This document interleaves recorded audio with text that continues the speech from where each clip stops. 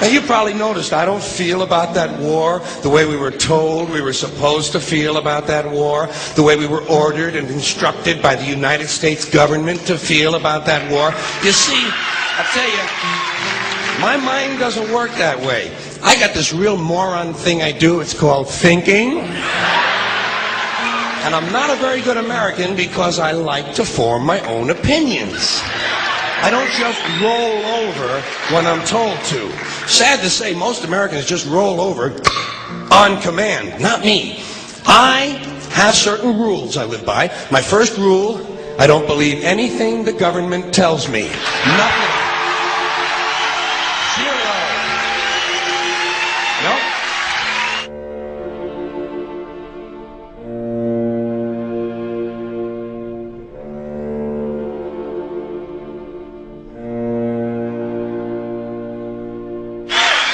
And I don't take very seriously the media or the press in this country, who in the case of the Persian Gulf War were nothing more than unpaid employees of the Department of Defense, and who most of the time function as kind of an unofficial public relations agency for the United States government.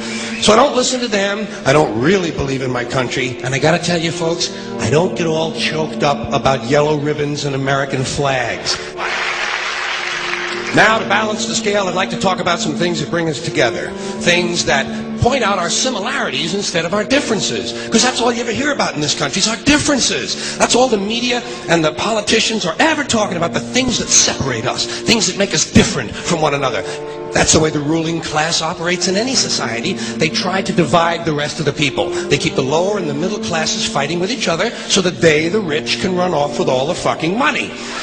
Fairly simple thing, happens to work.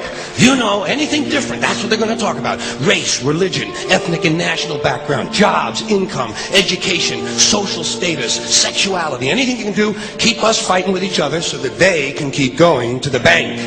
You know how I describe the economic and social classes in this country? The upper class keeps all of the money, pays none of the taxes. The middle class pays all of the taxes, does all of the work. The poor are there just to scare the shit out of the middle class. Keep them showing up at those jobs. Politicians know that word. They use it on you. Politicians have traditionally hidden behind three things: the flag, the Bible, and children. No child left behind. No child left behind. Oh, really? Well, it wasn't long ago you were talking about giving kids a head start. Head start, left behind? Someone's losing fucking ground here. But there's a reason. There's a reason. There's a reason for this. There's a reason education sucks, and it's the same reason that it will never, ever, ever be fixed. It's never going to get any better. Don't look for it. Be happy with what you got. Because the owners of this country don't want that. I'm talking about the real owners now.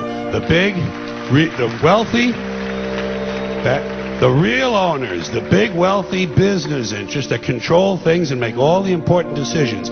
Forget the politicians. They're irrelevant. The politicians are put there to give you the idea that you have freedom of choice. You don't. You have no choice. You have owners. They own you. They own everything. They own all the important land. They own and control the corporations. They've long since bought and paid for the Senate, the Congress, the state houses, the city halls. They got the judges in their back pockets, and they own all the big all the big media companies. So they control just about all of the news and information you get to hear. They got you by the balls. They spend billions of dollars every year lobbying to get what they want. Well, we know what they want. They want more for themselves and less for everybody else. But I'll tell you what they don't want. They don't want a population of citizens capable of critical thinking. They don't want well-informed, well-educated people capable of critical thinking. They're not interested in that. That doesn't help them. That's against their interest. That's right. You know something? They don't want people who are smart enough to sit around the kitchen table and figure out how badly they're getting fucked by a system that threw them overboard 30 fucking years ago. They don't want that. You know what they want? They want obedient workers. Obedient workers. People who are just smart enough to run the machines and do the paperwork, and just dumb enough to passively accept all these increasingly shittier jobs with the lower pay, the longer hours, the reduced benefits, the end of overtime, and the vanishing pension that disappears the minute you go to collect it. And now they're coming for your Social Security money. They want your fucking retirement money. They want it back. so they can give it to their criminal friends on Wall Street. And you know something? They'll get it. They'll get it all from you sooner or later, because they own this fucking place. It's a big club, and you ain't in it. You and I are not in the big club.